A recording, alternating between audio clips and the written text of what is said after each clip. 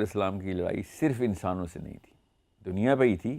مگر صرف انسانوں سے نہیں تھی۔ حال کیا کرے گا؟ دائیں ہاتھ میں جنت اور بائیں ہاتھ میں دوزخ لے کے پھر رہا ہوگا، اور نبی اسلام نے شاہ فرمایا کہ اس کی جنت جو ہے نا وہ دوزخ ہے اصل میں، اور جو اس کی دوزخ ہے وہ جنت ہے۔ ایک اور واقعہ ہے جو کہ قرآن میں لکھا ہوا ہے، جو کہ مسلمان ڈسکشن میں نہیں لے کے آتے۔ یہ ایک حدیث بڑی کلیئر ہے کہ نوح علیہ السلام سے لے کے آج تک کوئی ایسا نبی نہیں گزرا جس نے دجال کی وارننگ نہ دی۔ اب بات یاد رکھیے گا، اصلی کہانی آپ نے سورہ کہف کی پوچھی ہوئی ہے، اور سورہ کہف کا بیک ڈراپ میں آپ کو بتا رہا ہوں کہ توریت نے بھی بتا دیا جو کہ یہودیوں کی کتاب ہے، اور انجیل نے بھی بتا دیا کہ نوح علیہ السلام اور آخری دور ایگزیکٹ سیم ہونا ضروری ہے۔ یہاں تک کہ بشارتیں دی ہیں توریت نے کہ نوح علیہ السلام کے جو فالورز ہوں گے، جو کہ بنی اسرائیل نہیں ہوں گے، بنی اسرائیل کے علاوہ جو قوم بچ جائے گی وہ نوح علیہ السلام، نوائٹس بولتے ہیں اس کو، نوح علیہ السلام کی امت کے لوگ ہیں کہ جو بھی حق کے اوپر ہیں، اللہ کی وحدانیت توحید کے اوپر ہیں، اور نوح علیہ السلام کی ڈسینڈنٹس میں سے ہیں۔ اب انہوں نے ایک دو تین اور نشانیاں کوالیفیکیشن رکھی ہوئی ہے، مقصد یہ نہیں ہے بات کا، اس لیے میں تفصیل میں نہیں جا رہا، مگر انہوں نے جب ایک بریکٹ بنانی تھی یہود کے علاوہ تو انہوں نے ان کو بھی ویٹو دے دیا، نوائٹس بولتے ہیں اس کو، نوح سے نوائٹس۔ اب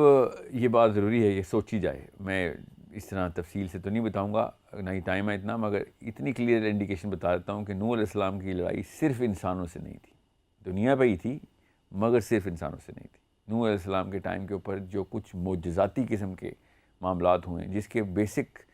کامن سینس کے خلاف باتیں ہماری انسانی عقل میں سما ہی نہیں سکتی، مگر اللہ تعالیٰ نے قرآن میں بھی، انجیل میں بھی، توریت میں بھی بول دی کلیئرلی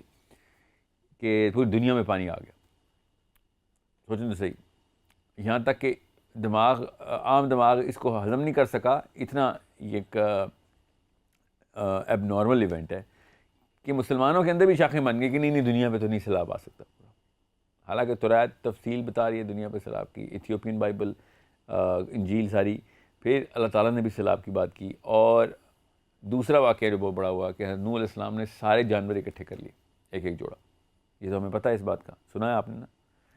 آپ خود سوچیں کہ ایسی دنیا کی کون سی کشتی ہے جس میں دنیا کے جانور اکٹھے ہو سکتے ہیں؟ ہماری کامن سینس کے خلاف بات ہے۔ سو یا تو کشتی بہت ہی بڑی ہے، یا پھر دنیا کے سارے جانور اکٹھے نہیں ہوئے، یا پھر یہ دونوں تو ہوئے ہیں مگر وہ طریقہ کار بالکل فرق ہے جس طریقہ کار سے ہم نے اگر جانور اکٹھے کرنے ہو تو۔ اب جانور اکٹھے کرنے کا تو قرآن کی ڈائریکٹ آیت ہے، اس پہ تو ڈینائی نہیں ہو سکتا اس کے اوپر، لیکن اس کی توجیحات یہ نکالی جاتی ہیں اور تعویلات یہ کی جاتی ہیں کہ جو دماغ نہیں سما سکتا اس پورے علم کو یا اس پوری نالج کو یا اس انفارمیشن کو بھی، وہ کیا کہتا ہے کہ نہیں سارے جانور نہیں ہیں، تو نوح علیہ السلام نے جو بھی جانور تھے اس علاقے کے وہ اکٹھے کر کے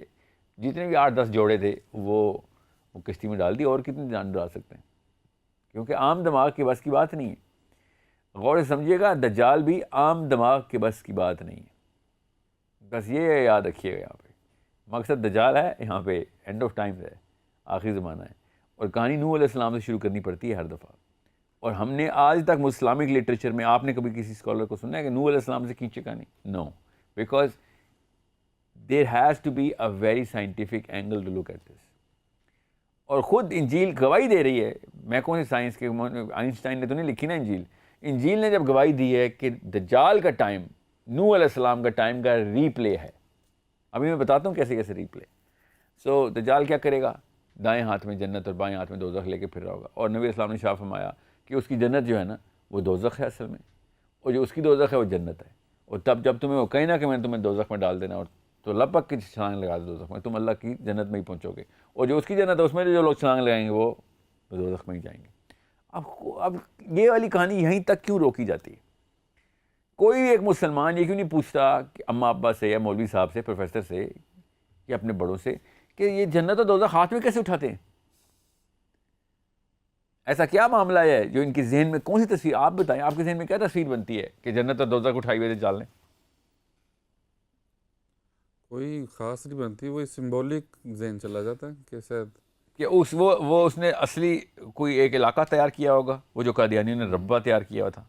ادھر جنت ہوگی، اور دوسری طرف روڈ کے اس طرف دوزخ تیار کی ہوئی تھی اور ہر سینٹر میں کھڑا ہوتا ہے۔ یہ تو نہیں تصویر بنتی نا کسی کی، اس نے پوری دنیا میں جانا ہے، اور نبی السلام نے اس کے ہاتھ کا بتایا، اس کے دائیں ہاتھ میں جنت لے کے پھر رہا، آگ کا دریا ہوگا، اور جو بھی بائیں ہاتھ میں مکس کر رہا ہوں، جو ایک ہاتھ میں داغ کا دریا ہوگا اور ایک ہاتھ میں جو ریگولر دریا ہوتا ہے پانی کا۔ لوگ